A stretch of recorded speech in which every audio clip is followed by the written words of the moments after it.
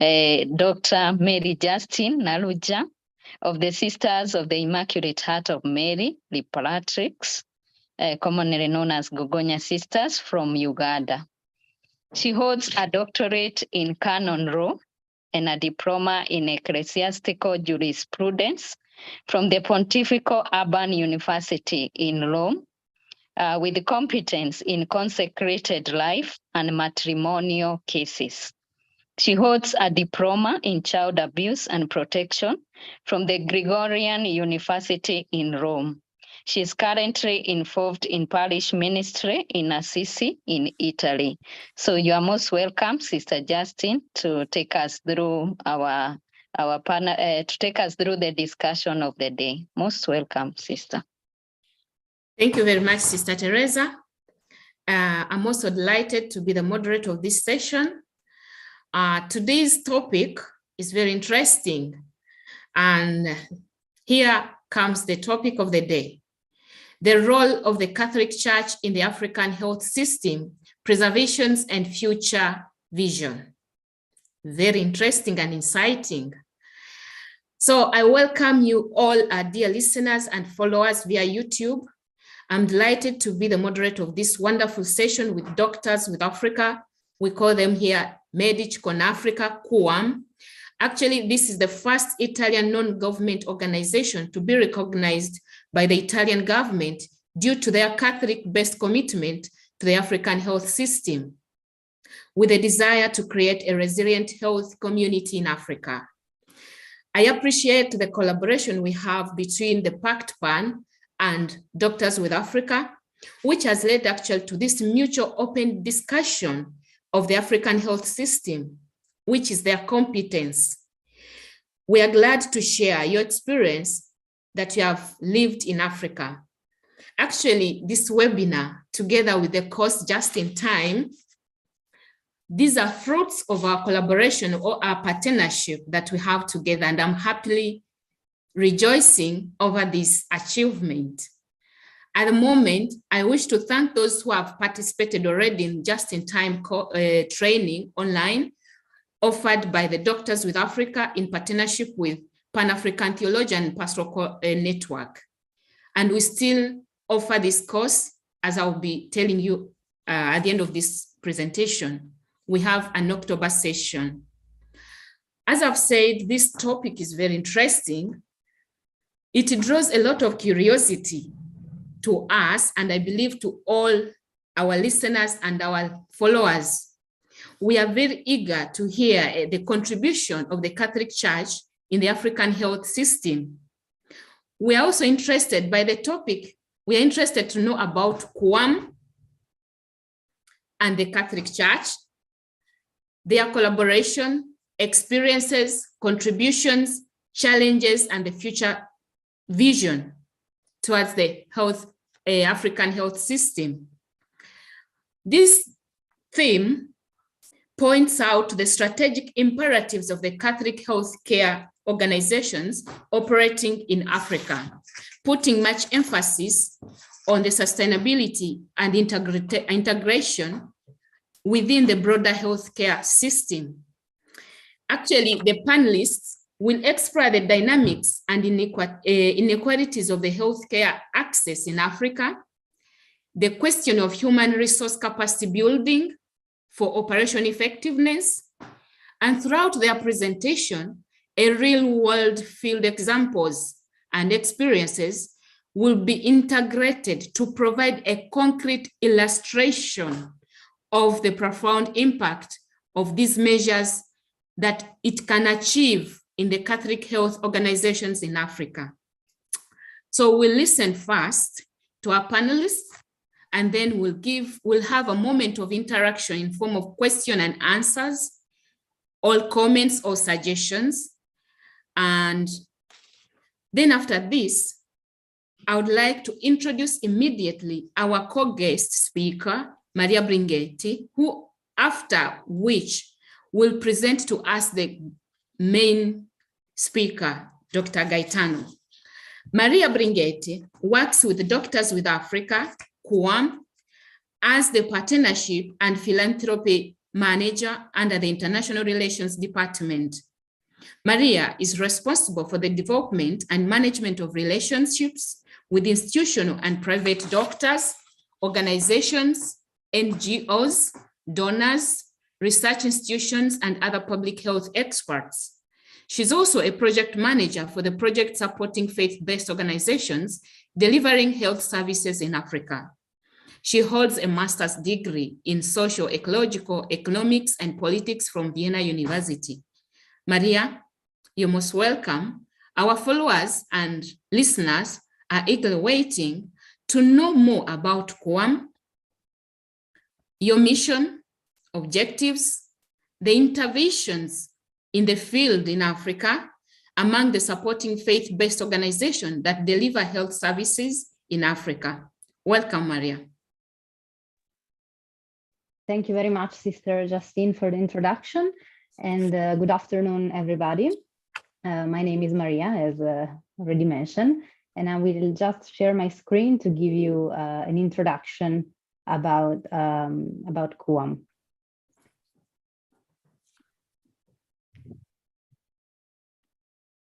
You should now be able to see my screen.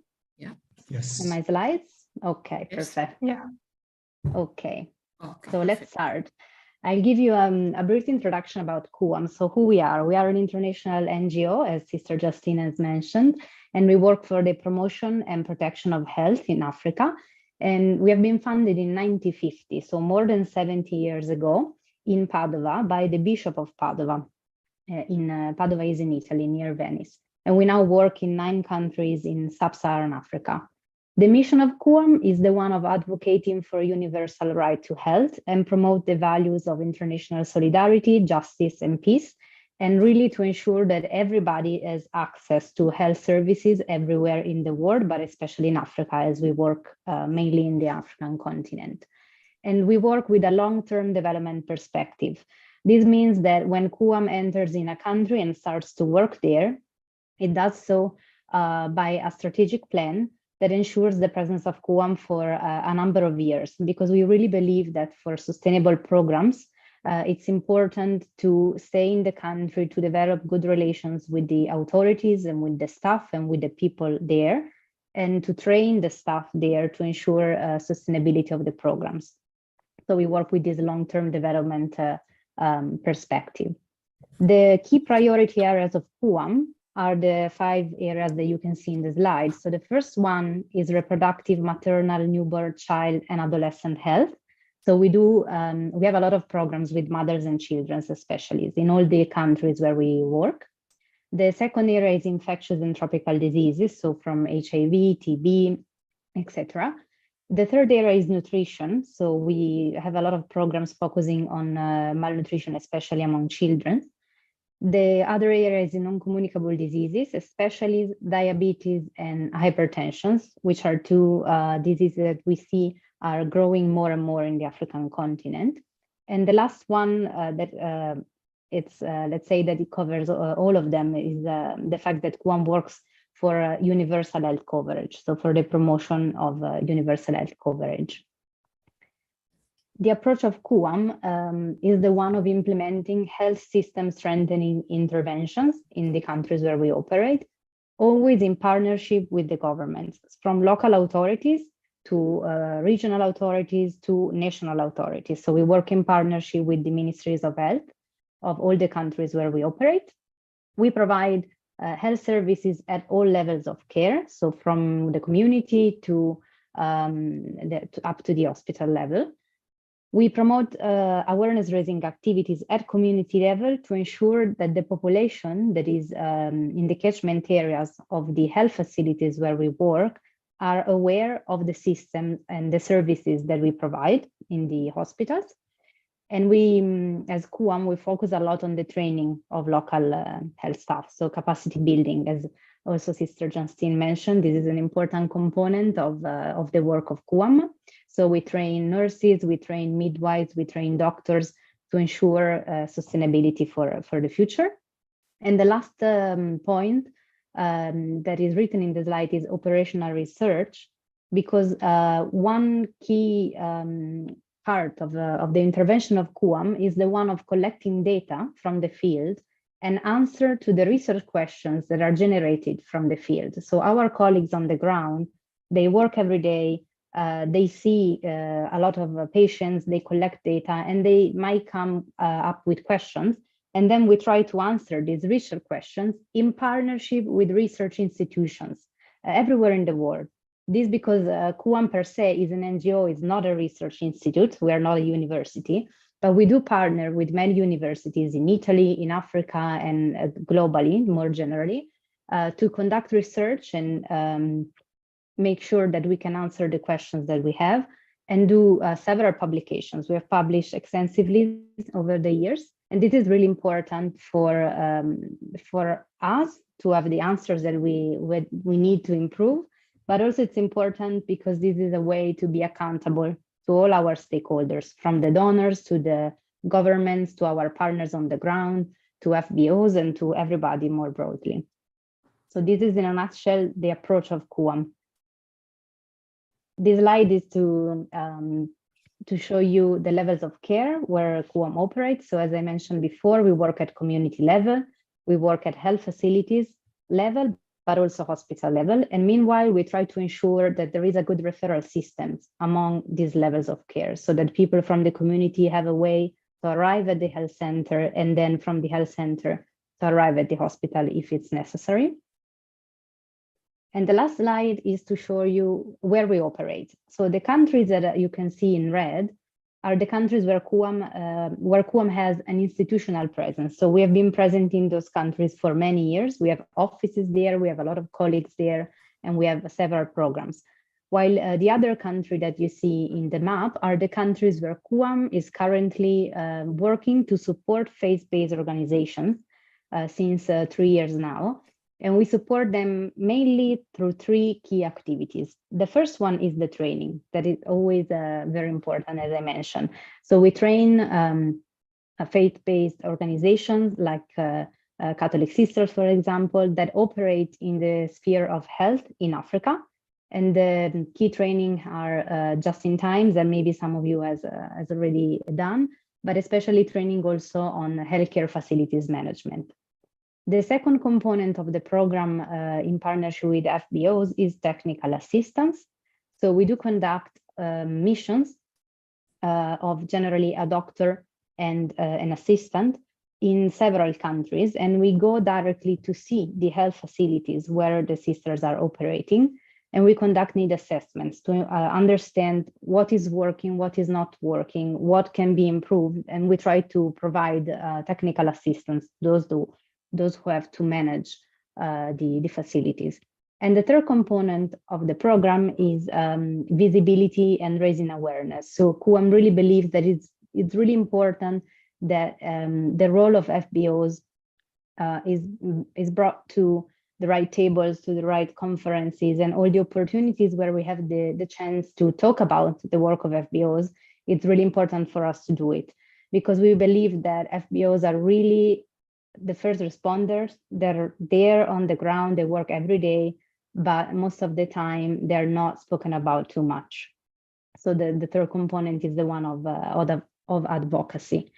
So this is in a nutshell who CUAM is, what we do, our priority areas, and what we do with FBOs. And then I leave the floor to Gaetano, but first let me stop sharing my screen and let me introduce Gaetano. So now you should see me again, I think. Okay.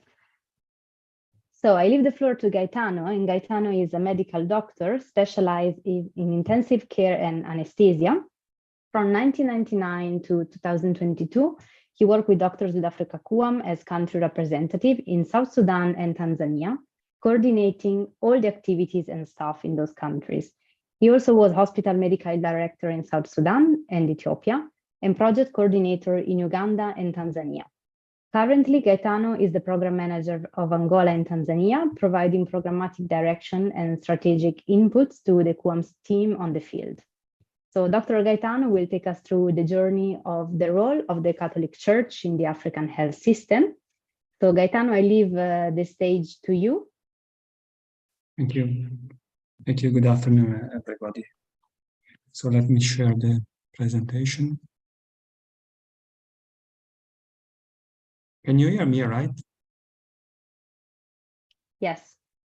Yes, we hear you. Yep.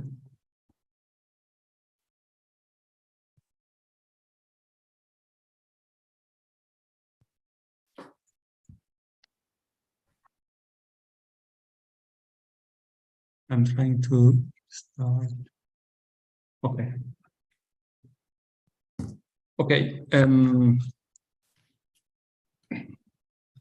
So first of all, just as introduction, let me say that what I'm gonna present is is the fruit of our daily experience dealing, working, supporting, establishing a partnership with a non-for-profit religious faith-based institution. So is something that comes directly from our experience.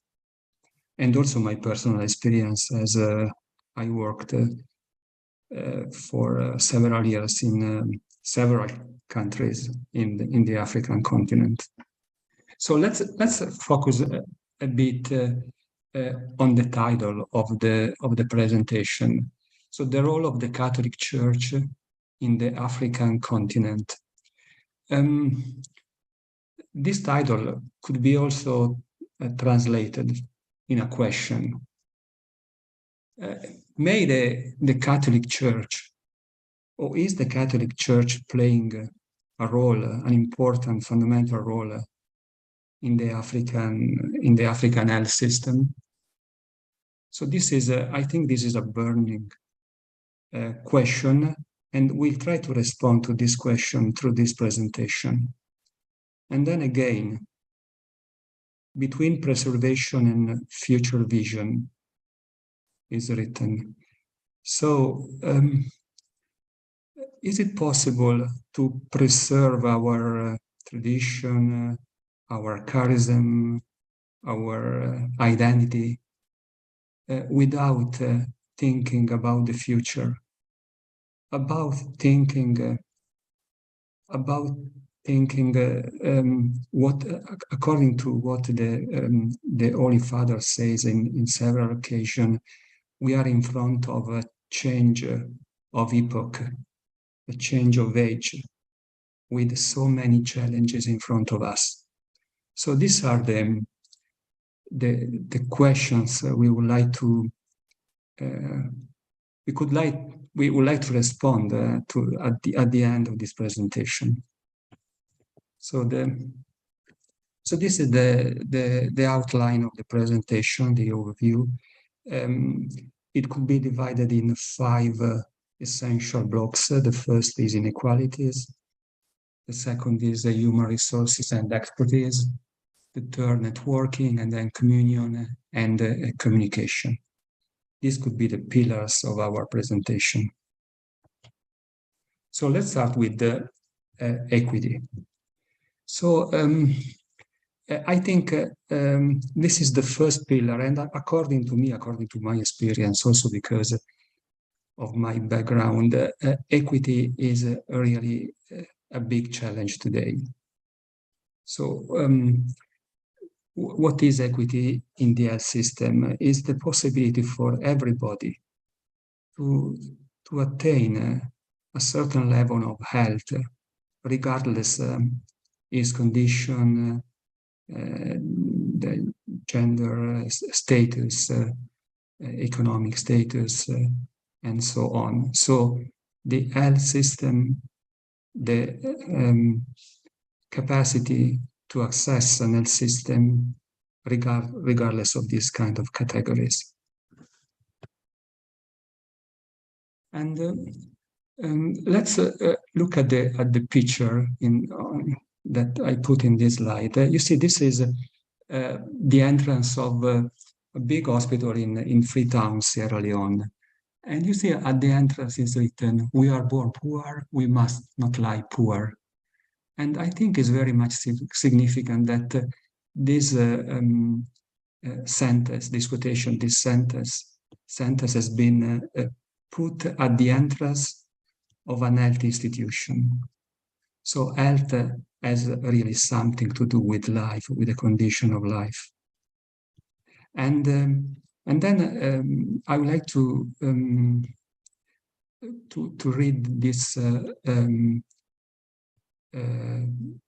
what Pope Francis said in Rome in 2016 about healthcare. So it says health, especially basic healthcare, and basic healthcare is something that on which many religious congregations are involved, especially in the rural areas, is de facto denied in different parts of the world.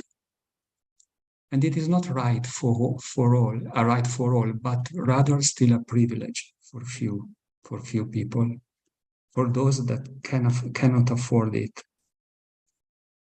So the poor cannot afford it and are excluded from hospital services, even in the most essential and primary. So let the church not be a clinic for the rich, but a field hospital. I think this is a statement which is interpelling us. It is so important in our work and must be taken into consideration in our work. And then, so I would like to present a couple of slides, a couple of charts in which you can see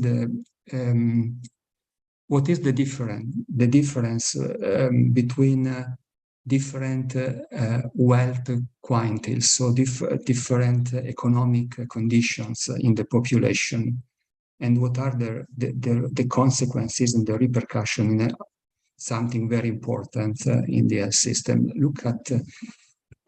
Try to look at the maternal mortality, for example. You see the distribution of maternal health by health quintiles. For example, in Indonesia and Burkina Faso, you see the highest mortality is concentrated in the poor quintiles. Okay, this is a research conducted several years ago, but the situation has not changed very much. So the maternal mortality involves especially the poor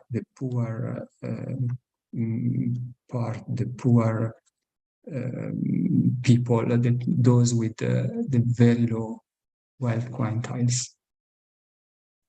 And the second is even, according to me, very interesting to notice that the coverage of care varies significantly between poor and rich households.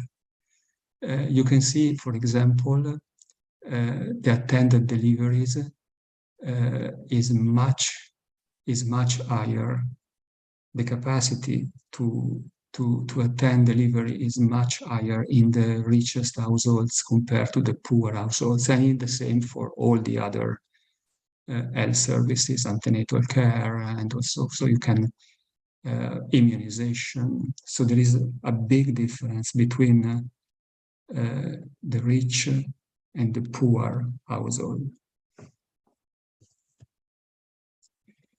And this is something that we frequently experience. We are experiencing in our work, and it is related to the emergency and life-saving interventions, and namely cesarean section. For most of the poor mothers, the surgical obstetric interventions are not possible because of many reasons. Sometimes they are very much costly. Sometimes they are far away from the place in which they are living. And so this is a slide in which was already presented by Maria. You can see this is the continuum of care for maternal care, for example, and you see most of the people of the poor mothers living in the rural areas.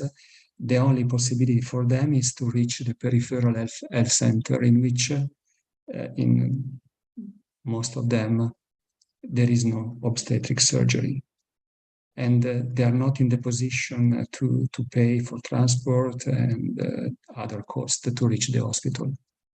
So, and you know, when you have obstetric complications requiring cesarean section, if you're not able to afford it, the consequence is terrible for the mother and for the newborn. Again, talking about economic barriers, there are studies. This is one of the studies we have considered. So this is the world. You see in this study, it is the finding of this study is that 122 million people are impoverished due to catastrophic, very high health expenditures. And you see, most of the African countries are affected by that, are facing this kind of problem. You know, sometimes, this is from my experience, when I have the possibility to, especially when I was in Tanzania, and in front of the decision of the hospital administration, for example, in a non-for-profit hospital, to increase the cost of services. And I used to say, be careful, because this is going to be very, very serious for especially for the mass vulnerable portion and poor portion of the society. And the administrations used to say, but no, you see, the people are still coming. Yes, are still coming, but you don't know what is happening in the household. Maybe they know the importance of taking the children to the hospital, but they have to renounce to other essential things like nutrition or education. So this is an issue, is really an issue to be considered in our work. So in other words, so this is the explanation of the effects of the expenditure, high cost of health services for the poor household. So they are forced to sell essential goods, take on much more debt, suffering negative consequences in terms of nutrition, as I said, education of the children, and so on. So when we are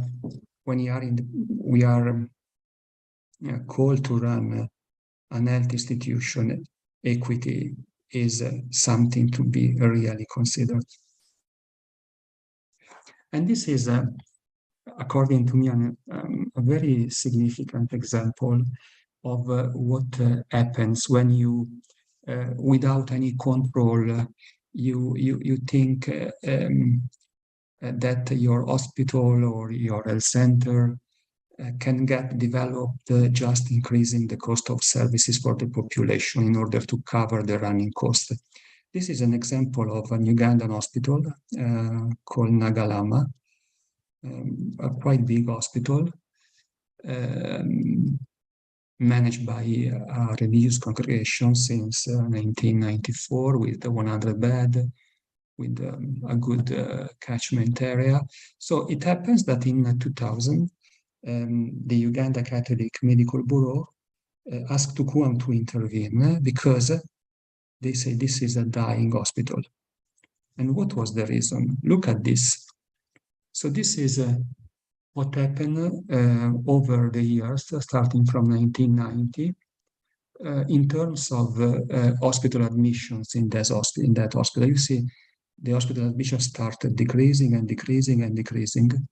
And in 2000, basically, they reached the the lowest point, with several problems for the hospital, being unable to cover the cost and very close to die. So CUAMM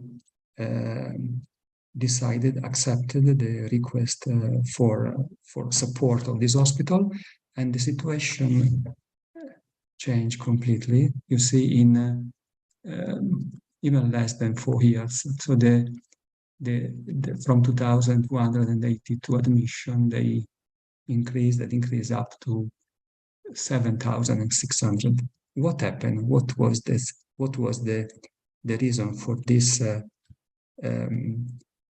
dramatic change of the tendency to going up, going down, and then going up?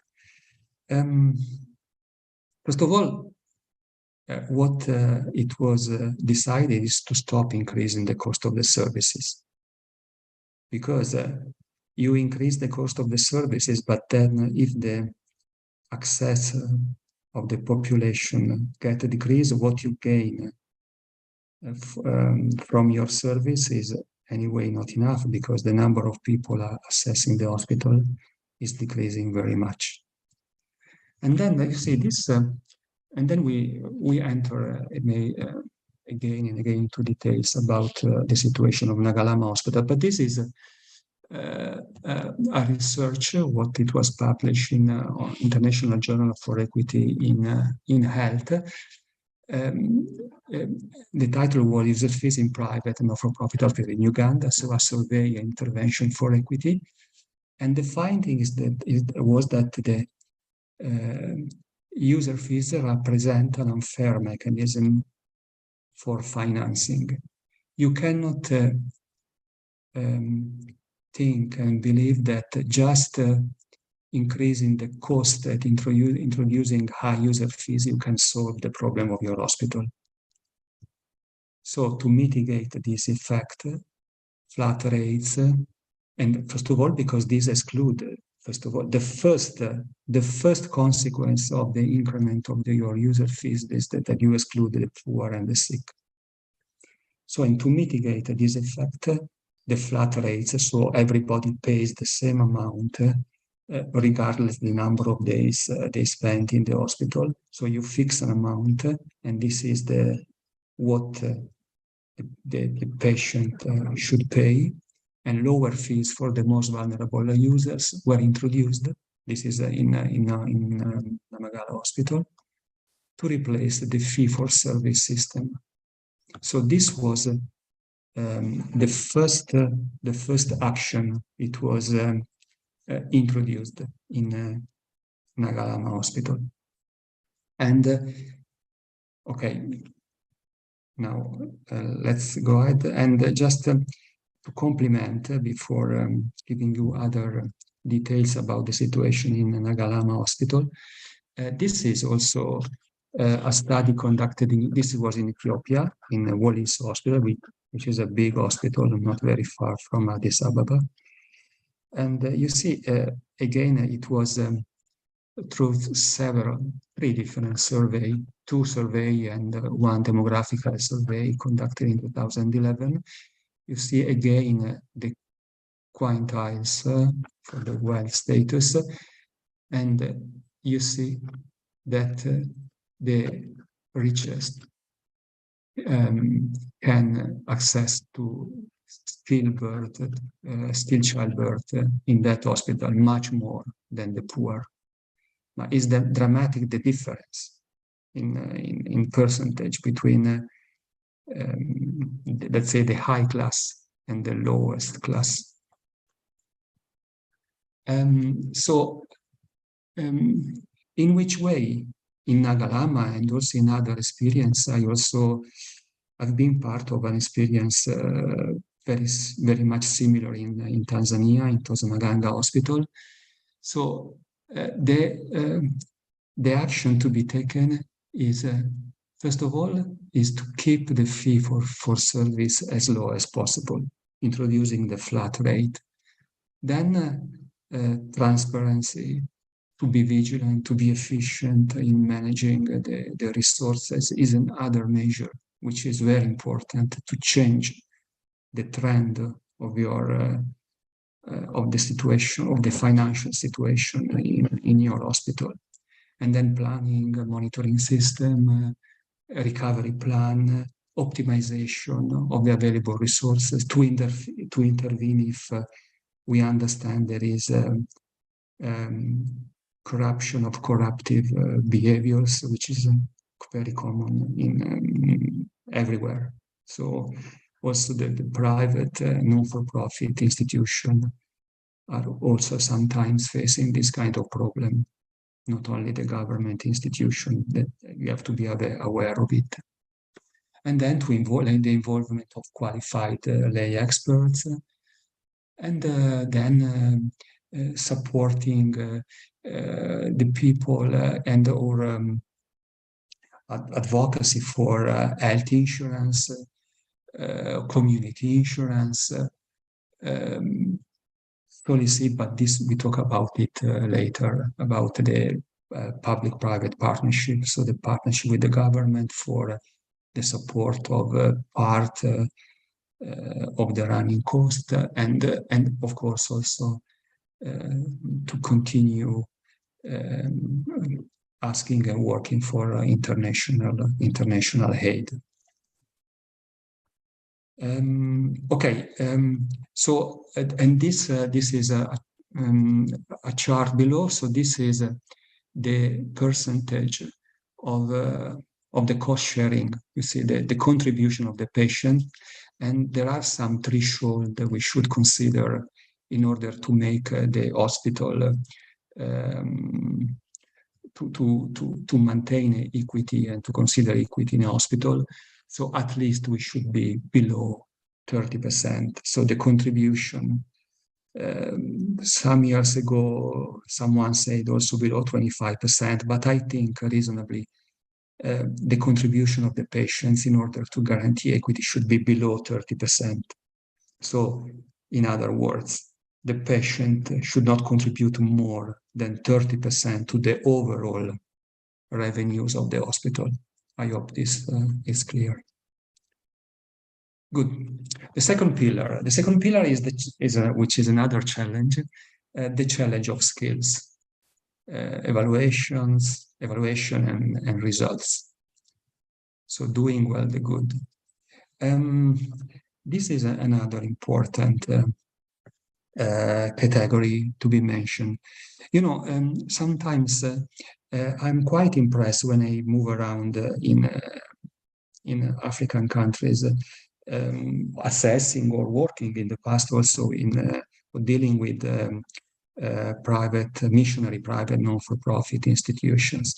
When I ask, but you have a plan for supporting the careers of your staff, for the developing of the careers of your staff, and usually the answer is no, we have never considered this kind of, we don't have resources for that, we have to look for other, but this is very important, because if you don't take care of the continuous education of your staff, you know, what happens is that the brightest staff, or those clever with possibility, they leave and they go to other institutions. Maybe also the salary is a bit better, and you remain with those they don't have chance to make a step, and usually this staff cannot offer quality of care, and the quality of care now is extremely important and fundamental in the health setting. So this is so these are strong word. You can read it. Is something that is taken from a book of a Jesuit father, Pascal Emmanuel Gabri. For example, you see that in the middle, the expression works of mercy includes the word work, and work is judged by quality and results. And if you do not judge our works, someone else will. And we will not be able to say that we have not been warned. So in this work of a lot of competition, in which everybody fights to survive. If you are not able to offer quality, if you are not able to create a group of people, staff with competencies and able to guarantee a certain quality, is not possible to survive. So you see, this, I don't know, this could be considered in an exaggeration, but I don't think so. You see what are the figures which are which is the findings of this research due to preventable deaths. So you see 8.6 million due to low quality, so preventable deaths due to low quality healthcare. This was in 2016, and you see most of these preventable deaths are concentrated in the African continent, affecting especially the sub-Saharan area. So this is the reality. And what are the effects on the poor quality if our health institution is not able to guarantee good quality services? So on the patient, there are effects on the patient, on the organization, and again at the end on the society, because you increase the mortality, the morbidity, disability, which is one of the, especially in Africa, something that becoming very sensitive.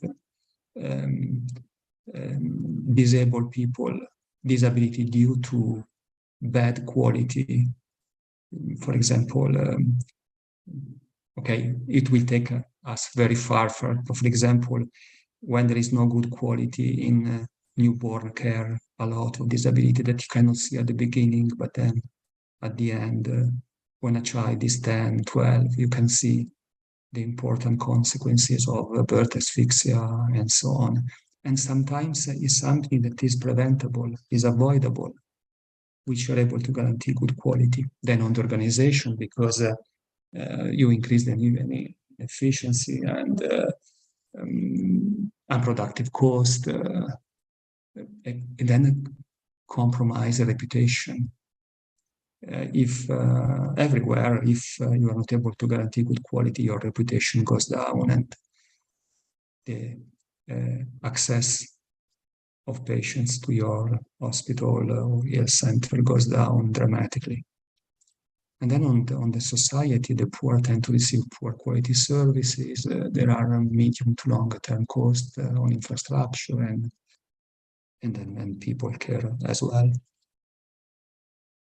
So this is quite interesting. We conducted quite a long time ago, not very much, around 10 years ago, an assessment of the quality of services, especially in maternal and newborn, the maternal obstetric newborn services in 3 different non-for-profit missionary hospital in Ethiopia, Woliso, in Uganda, in Tanzania, Tosamaganga, and latest in Abera, Uganda.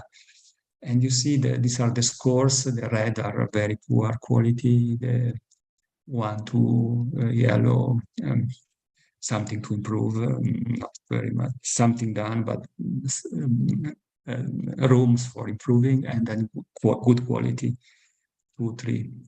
You see in the Woliso, the situation was very good.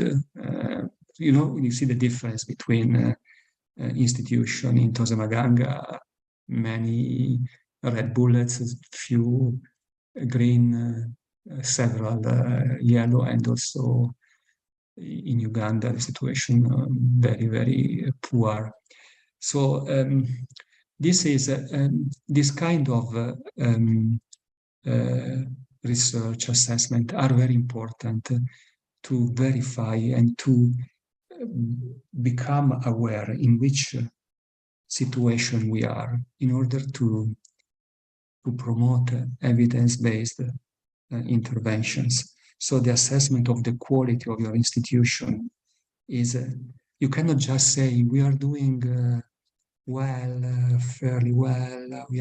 No, we have to use tools and validated tools and ways and actions and studies in order to really have to reach the real situation of your hospital, of your health center, of your health institution.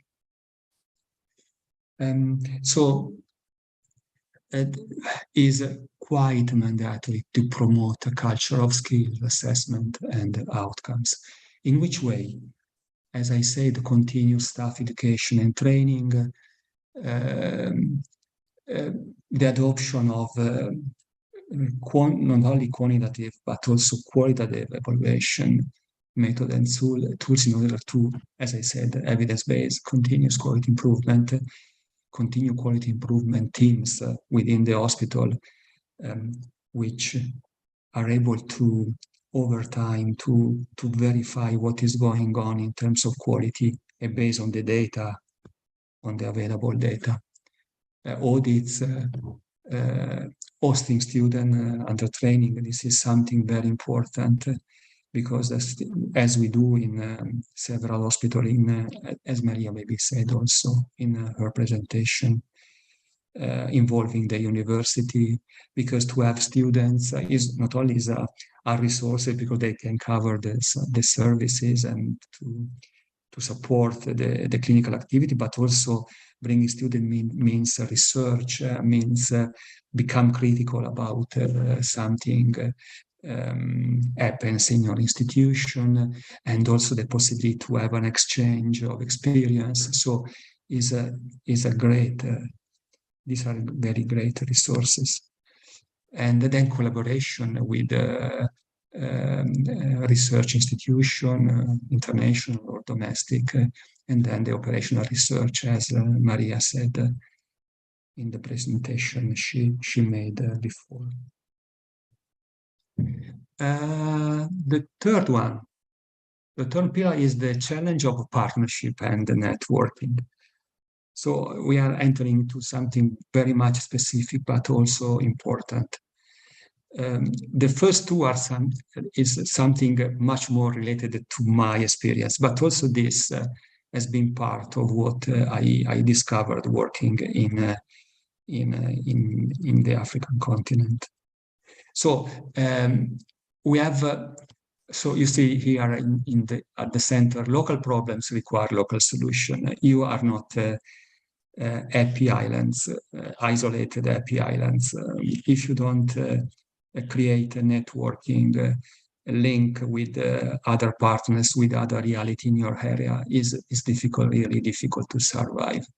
So, which means the local community, the civil society, volunteers, youth, school, media. So an health center, an health institution, a hospital has to keep a systematic relationship with the surrounding realities and networks. This is for the local, but also, and is quite complex because sometimes this requires a lot of energies, a lot of resources also, I understand, to keep in touch with the international donors, with the international agencies like global funds, multilateral donors, UN organization, bilateral donors. So, but this kind of networking is really crucial for attracting resources and to present especially what you are doing. So the networking, both local and international, is something to be considered nowadays. We cannot avoid it. Maybe starting with something not very much complicated and very much costly, but we have to open up to the reality and to the the world surrounding us. And then, you know, there is possibility to enter into a relation, stable relation with the government. I know this is something extremely complex, and usually when I talk, especially to the small congregation with small centers, I see a lot of skepticism and what can I say, resistance also to open up and to establish a collaboration with the government for several reasons. Then we see that and we have listed them out. But this can help in supporting, in removing import tariffs, for example, to import something for the institution from abroad, for the supply of drugs and vaccines. For example, if you enter into the national program, or for posting qualified staff, the government can post qualified staff to your institution, and then a lot of other things for reinforcing the service, for contracting. And so this is called, PPP, public-private partnership. And today is something, according to me, something very difficult, but at the same time, we cannot, unavoidable. It's not possible to go ahead without considering this opportunity. I know, I'm totally aware about the difficulties, and these are the problems, the controversies. They are, and I understand those institutions who are so prudent in making these kind of steps, and there are controversies concerning ethical nature, the issue of family planning. Now everything is family planning. You cannot write a project without including family planning. The problem is not the family planning itself, but the way in which this is presented, early marriage and motherhood, female genital mutilation, gender, and LGBTQIA and plus. It is unending story of this. Religious pluralism, the issue of the end of life, which is becoming a big issue around the world. So I know that you say, I want to defend my identity, my tradition, the values in which I believe. But you have to enter into a negotiation. I tell you that you say, I don't want to enter in a relation with the government because of this ethical problems, in my opinion, is not correct. You can start a negotiation. You can propose yourself with your identity, and you say, "This on this, I'm sorry, I cannot join you because of ethical implication. But for many other things, we are able to provide our contribution for the good of the population." So you have to be patient, but this has to be done.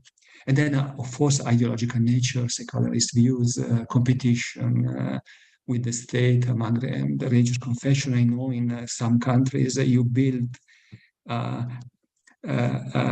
hospital, a missionary hospital, and the government builds 2 kilometers away the same infrastructure with the same services, which is really meaningless. But sometimes it happens because there is not a dialogue, sitting together and discuss what could be the solution of this kind of problems. And then managerial nature. Sometimes I don't want to get involved with the government because they promise you something, and then you spend money, they don't reimburse you. It's very common. I know myself I have experienced it. Accreditation and the issue of user fees sometimes is, okay, we support you, but you have to abolish totally the user fees. Then you know that in the government they say everything is free, but it's not free because the patients are paying even more. But also this is something that has to be patiently discussed with the government, but we have to do it, in my opinion. Okay, I know I'm very late. I'm trying to go fast now. So there are examples of virtuous collaboration, really supporting the Catholic Church institution, and this is one, the example of the Uganda Catholic Medical Bureau. So they work, especially Dr. Samorach, but before also Dr. Daniele Giusti and other Italians involved in the past, also myself when I was in Uganda.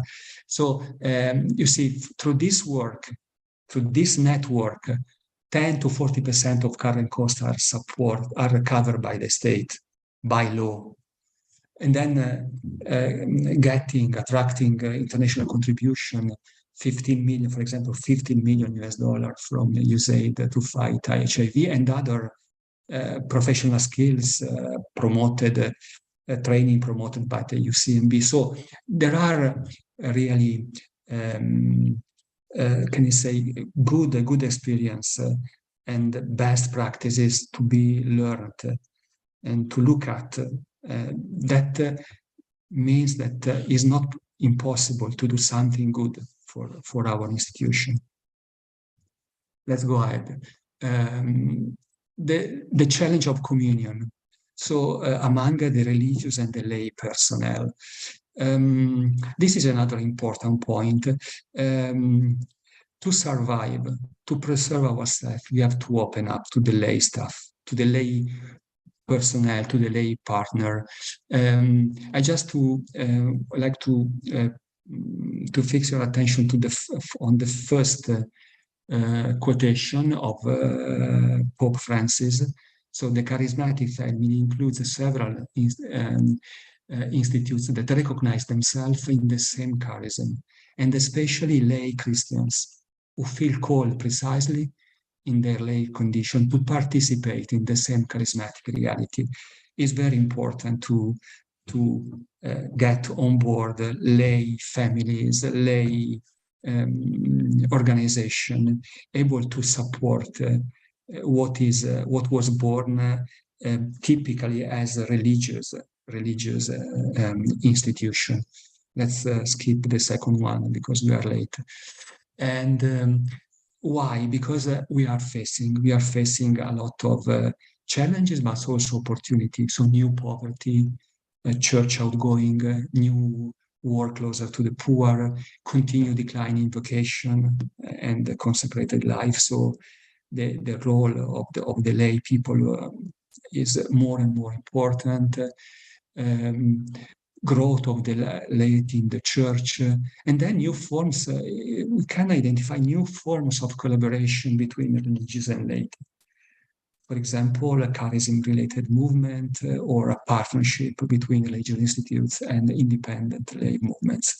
So these are other ways to be explored in order to, these are innovative solutions that could possibly guarantee the development, sustainable development of our institutions. And this is an example. I don't want to stay long on this. This is an experience of several years ago, but very important. One of the bishops in South Sudan make an appeal for support of the diocese, and it was visited, the dialogue was visited by a delegation of several international union, by people of the International Union of Superiors General, and then 31 people, including religious and lays and so on.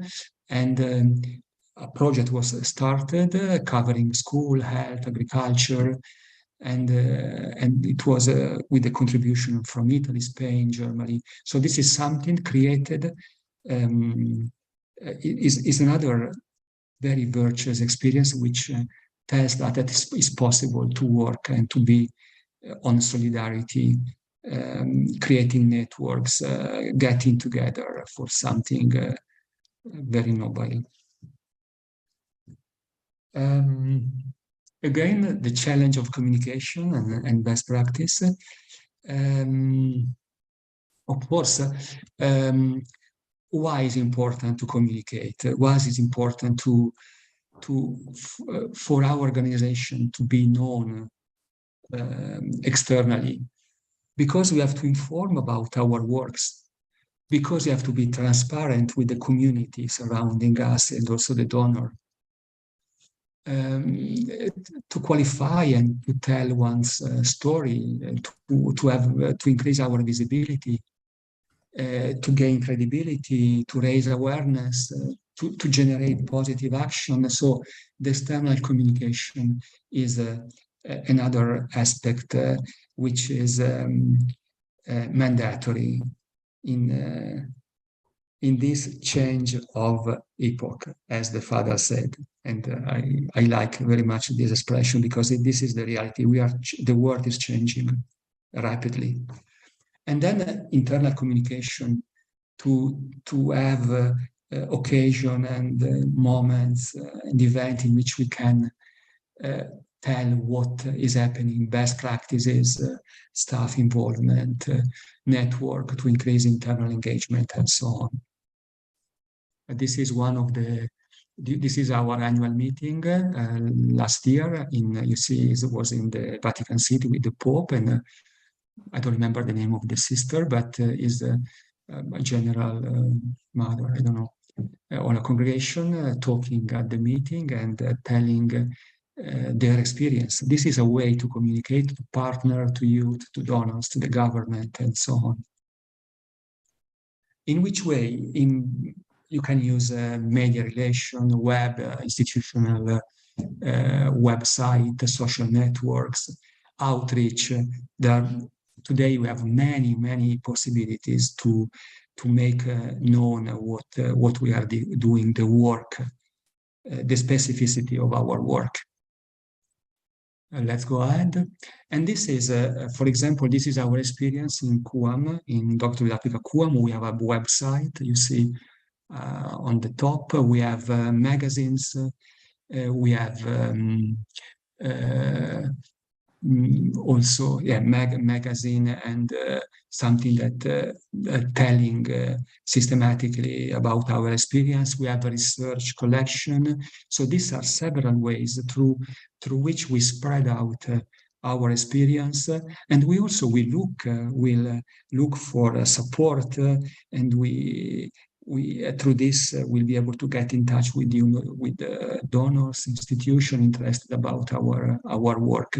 So this is an opportunity for us, a good opportunity to open up our institution to the world.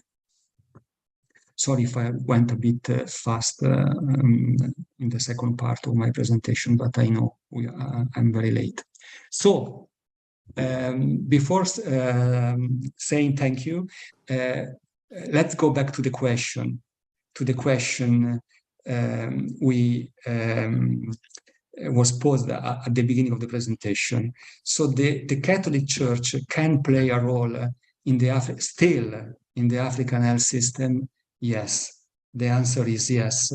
But the condition, according to us, is to really explore these new possibilities we have, and to put ourselves in the condition to follow up what it was proposed. So between preservation and future vision is not possible to preserve, I repeat, our tradition, our values, our identity, which is a great richness for the church, for the world itself, without a new vision about the future. This is a link, has to be a very strong link. one thing is not possible without the other. Thank you.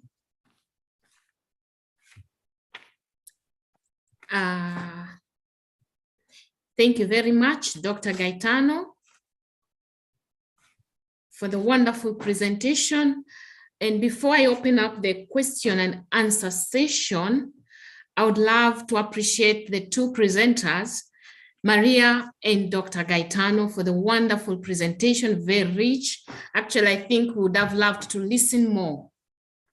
But because of time, we have to open up for some comments, some suggestions, some compliments, and the dialogue continues because it's a challenge. We have seen it's not, the journey continues. So actually, Dr. Gaetano has taken us through the fundamental role of the Catholic Church in the African health system, and actually has given a broader view of their contribution, what CUAM as an organization, a Catholic organization, has contributed, and it is still contributing to our African healthy system. So we appreciate that, and I still see from his presentation, a lot of challenges are still there. But he has given us a trick that promoting a culture of skills and assessment and outcomes and considering the staff education and training would be one of the resolutions over these challenges. So with this, I would like to open up our moment of questions, comments, suggestions, contributions to our panelists, Maria and Dr. Gaetano. Kindly unmute yourselves. And so we have one hand from Sister Teresa. You're welcome. Okay, thank you, our panelists, for the wonderful presentation. My question, I'm just curious. I wanted to ask, how would a Catholic mission hospital intending to partner with you, to partner with the CUAM, what are the criteria? I'm just curious because of the wonderful work you are doing. Thank you. Thank you, Sister Teresa. I think we take some questions and then you respond later. Okay, Maria and Dr. Gaetano, is it okay? Okay. Yes, it is. Okay. Father Pasco, welcome.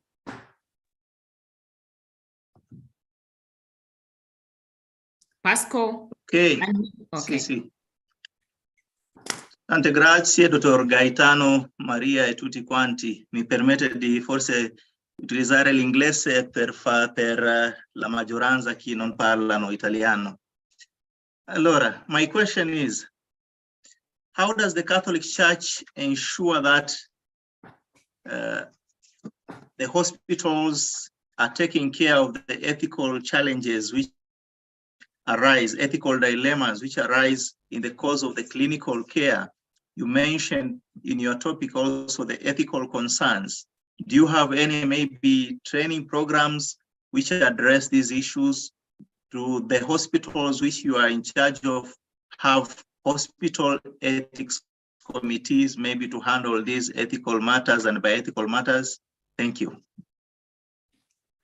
Thank you. Awino Justine, welcome. Thank you so much, sister. Thank you, Dr. Gaetano and Maria, for the elaborate discussion on presentation. So my question goes to Dr. Gaetano. You've talked about one of the building blocks of health systems, that is human resource for health.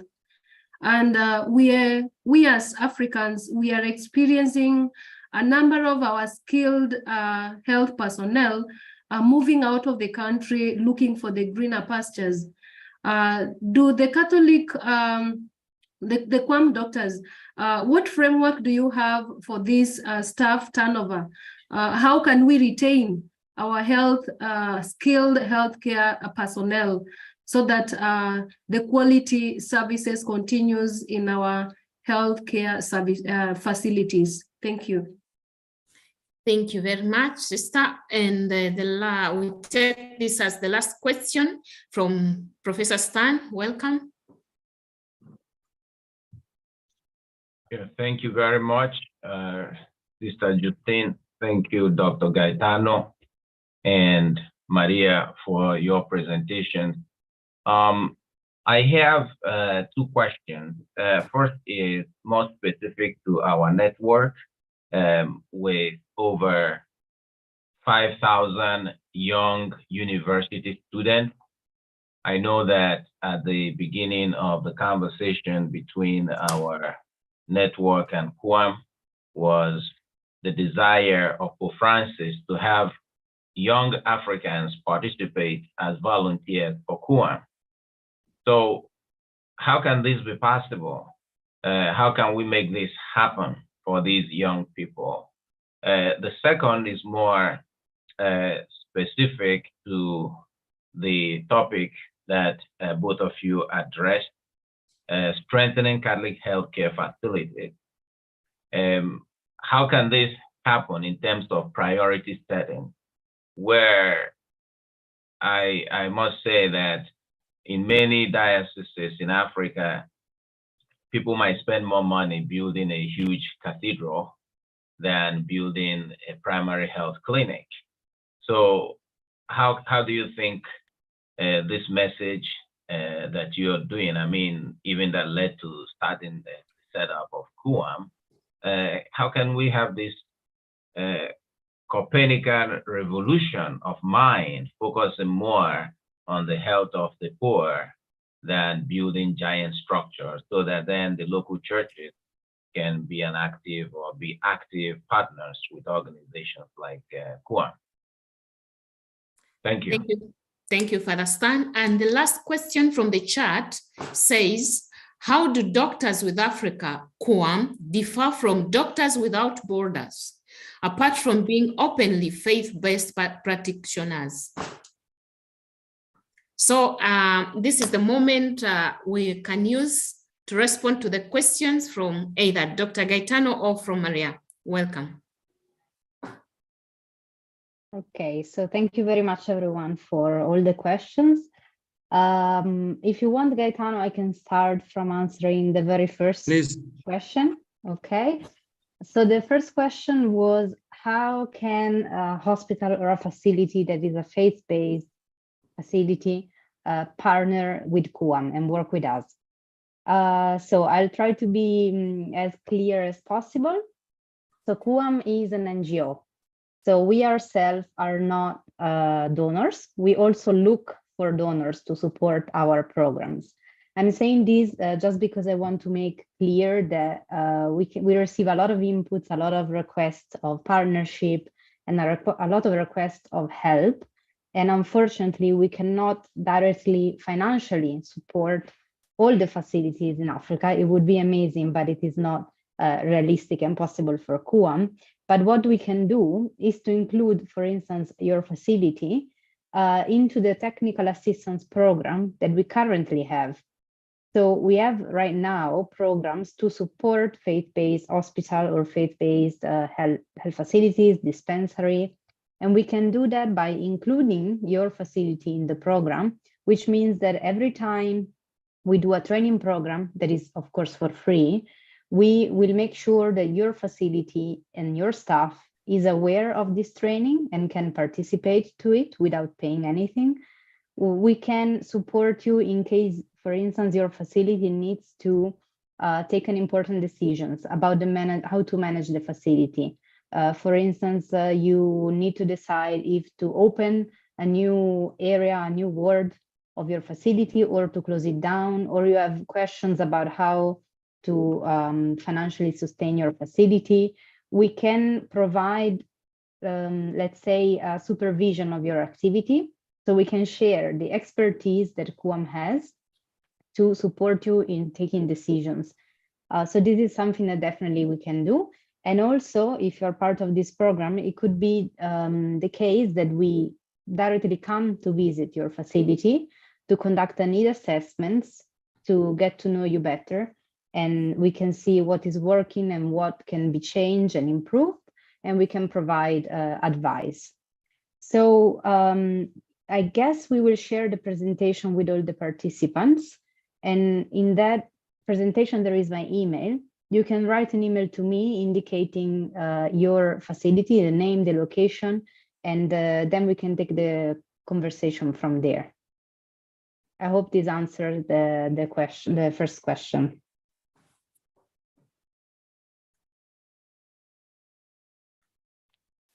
Then for the second question about Gaetano, you're muted. Yes. Okay. No, if you want, you can go. If you want to respond to other questions, you can go ahead. Otherwise, I think the only other one I can answer, if you agree, is the one about Doctors Without Borders. So the very last one. This is easy. Yeah. Or you can. No, So you we can go ahead. Go ahead. We are similar in the sense that we're both international organizations working in the healthcare sectors. We're different as we only work in sub-Saharan Africa. So geographically, we are different. We are smaller NGOs compared to Doctors Without Borders. And if I remember correctly, but Gaetano, correct me if I'm wrong, Doctors Without Borders also works a lot in emergencies, while CUAM works more in long-term development perspective. Yes. And I'm also not 100% sure, but I think Doctors Without Borders has hospitals that are owned by themselves, if I'm correct. I could be wrong, but for sure, Doctors with Africa CUAM is not directly the owner of hospitals and health facilities. So we work in facilities that are either public, so they belong to the government, or they're private, not for profit. For instance, they are facilities of the dioceses or congregations. So CUAM does not build hospitals, let's say. I think these are the main difference that I see. But Gaetano, if you want to add something, feel free to jump in. You know, it's exactly what you said. We work on development. This is our mandate, our mission. We were born with this imprinting. Although we are now also trying to opening up to some emergency situation, because you know, when you are in a certain country and something happens, emergency, different kind of emergency, you cannot stay. You can say no. I'm just I'm just involved in development. But as Maria said, our strategy, our mission is to have a long-term program, a long-term collaboration with institutions, because our focus is development. This is the main difference between, the Docs Without Borders. They go, they are very well organized. They set up a camp, and they intervene in the emergency, and then they leave. When the emergency is finished. This is not what is happening for us. So this is the main difference. Okay, about the other question, let me see if I remember all of them. One is very interesting, but is a huge issue, how to deal with these ethical challenges we are facing in this world. This is something that will take us very far. But what I could say is this: the solution is not to keep defensive, to say, okay, let's defend our field, our territory without opening up. We have to enter into discussion and to also be able to show what is really more reasonable, what is more pertinent with the good of the people, and what is more necessary. Today, one aspect is taken from the totality, and one aspect is it becomes absolute. There is nothing except that aspect. This is true, for example, for the family planning or for something. We can consider also that in some situation, but you cannot make it an absolute solution. You have to consider the all the factors involved. And this is what we try to do in our project. Sometimes, if you don't use a certain language, if you don't use the word gender, inclusive, or something else, you cannot get the project. This is the reality we are facing. But you have to continue fighting for affirming what is true, what is the good for the people, what is the good for ourselves. So, and could be the same for the Catholic Church. You cannot just say, since this is something wrong, you have to stay out. This doesn't build anything. You have to be courageous to reaffirm our value, but in an open dialogue, and find a common solution. If there is something common, we have to exploit what could be done, starting for the common ground we discover. So this is my. But is a question very interesting. I'm very much concerned about it, but there is no time to go to deepen this kind of issues. Thank you very much. Sister, please help us for the other questions. Yeah, there's one question remaining, actually two, of Father Stan about the youths in different universities. Yes. And then, yeah. Sister, let me respond to this, because this is very interesting.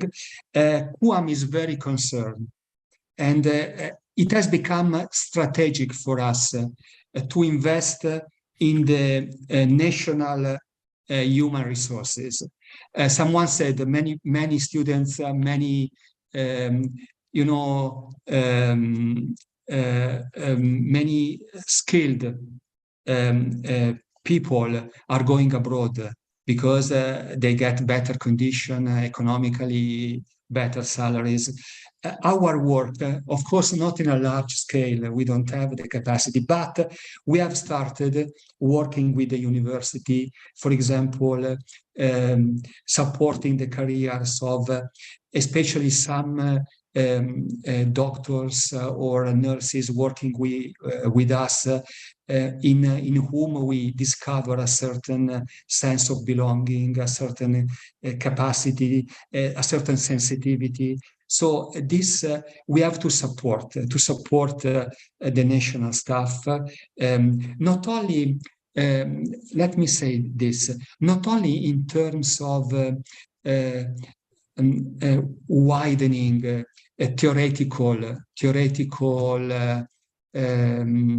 knowledge, but also to teach a certain way of working, a certain culture of work, a certain idea of being part of the same family. So this is the work to be done, and it has become strategic for CUAM. Invest in the local staff, in the local human resources, because this is one of the most important work we can do to support the African people. Thank you very much. And I think we don't have more questions, and I would love to come to a concluding session. I would love to thank you again, Dr. Gaetano and Maria, for the rich presentation. As I said before, this is a wonderful presentation that would love to hear even more and more. But because of time, allow me to conclude this session. Once again, I thank you, presenters, and then I thank our guests from CUAM. I guess they are not only Gaetano and Maria, there are other CUAM members present. Thank you very much for the highlights you have given on the impact of CUAM towards the African health system. The work has been fantastic, I would say, and we appreciate your great efforts and collaborations and the partnership we have with PACTPAN. Thank you for the accepting our invitation and for the mutual collaboration which rising from the partnership we have with you. Actually, we look forward for more collaborating initiatives with you in making a resilient healthcare community in Africa. I thank all our dear listeners and followers from YouTube and Zoom. Please remember to subscribe our channel, YouTube channel. It was given down here in the message. And so we also thank all of you who have given questions, who have given some comments and contribution. And I lastly want to remind the public and all the listeners to the upcoming second intake of the online training course, Just in Time, on disaster preparedness in Africa, that is given by the Doctors with Africa present with us today. This course of the second intake will take place from 23rd of October and end on 12th of November. So please remember to do your registration. The course is free. And for any question, please endeavor to connect with us. And another announcement I would love to give is about the next webinar that will be in November. This will be on mental health. The will give further communication on the dates and everything. With these announcements, I would love also to recognize the presence of Professor Stan, who is the coordinating servant of PACTPAN network, of which has hosted this webinar, is present with us. At least he has given one question, which was actually answered well. And with this, I would love to thank also Father Nemeka Ali, our digital manager, who has helped us to go through this session. Thank you, Father. And I would love to thank everyone present and all our followers on YouTube and Zoom. Thank you very much. And at this moment, I would love to invite everyone to conclude this session with a prayer. In the name of the Father, and of the Son, and of the Holy Spirit. Amen. Heavenly Father, we thank you for this fruitful moment we have shared together for the good and future development of our African health system. Grant all health professionals wisdom, skills, sympathy in their healing ministry.